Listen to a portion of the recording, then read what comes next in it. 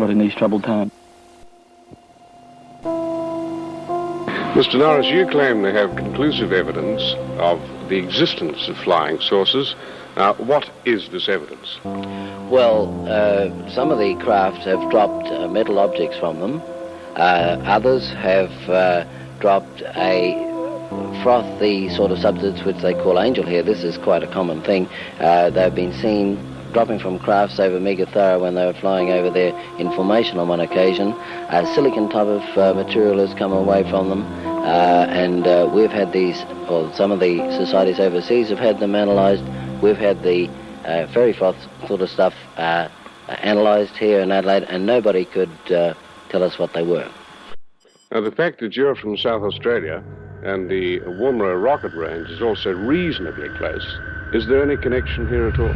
Very much so.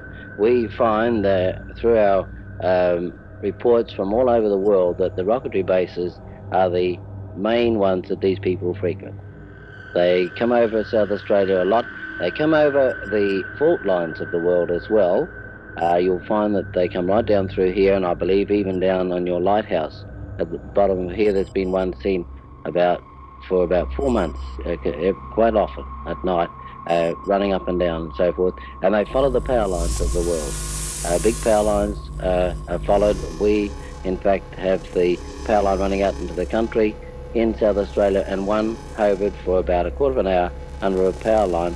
And the farmer thought it was the electricity truss out there. It was an oval-shaped thing. He said it looked like a caravan, big enough to put on a 5-ton truck tray, and it was hovering about 3 feet off the ground. And that glided right back up to the next power line and then shot off down a hill at a terrific speed. Now, you're an ex-aircrew member of the Second World War, and I dare say that during your period of service you would have seen a number of strange phenomena flying about.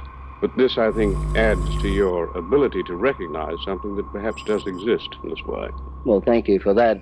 But I did see my first object in 1942 in Geraldton in Western Australia. It was night, and about 8 o'clock on duty, and in fact I was standing under a fighter plane, and all of a sudden I looked up, and the next minute you've got a beautiful object coming towards you. It has a purple hue around it, and you think, gosh, what's that? Aircraft recognition and all. And I believe the other pilots and that saw them the same, and they called them Foo Fighters. And of course, naturally, each one thought that they're the other one's enemy, some new rocketry system that they had. Spherical brown colour with a purple hue around it, and it seemed to have a deliberate intent of coming towards me. I didn't know what it was, because don't forget, we didn't even have a jet aeroplane in 1942. So I thought, what's this? So, well, we don't have jets. We didn't have a jet. It was a ball. And it came towards you, and it went over and beyond.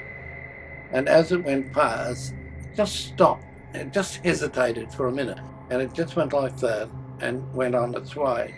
And when it did, it dropped down and went around and just sat as a golden ball about the size of a tennis ball, then went and receded from me.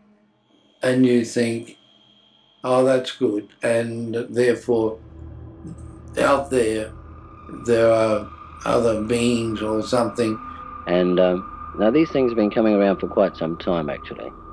I believe they've been here for thousands of years.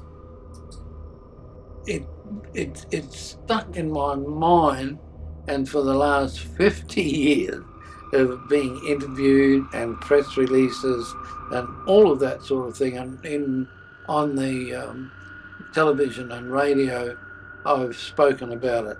It's so vivid in my mind. A final question now, Mr. Norris. Have you ever been called an eccentric or indeed a crackpot for holding these views?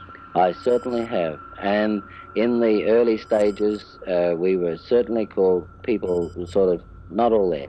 But now we're shown all the respect in the world. The police department ring my home regarding these things at all hours. My department, I'm in the government, and they give me leave at any time. And I certainly give a lot of praise to the young folk who are starting this society here, and I wish them all the very best. Thank you very much, sir. Thank you. I don't want to even beg to see another one, please. Nothing like that. I just know they're there, and I accept it as I relate to them. That's it. It's just that simple. A lot of interesting things took place after that, and 50 years later, for medical reasons, I had to have a CAT scan, and then, if you'd like to know the story, well, it is quite unbelievable.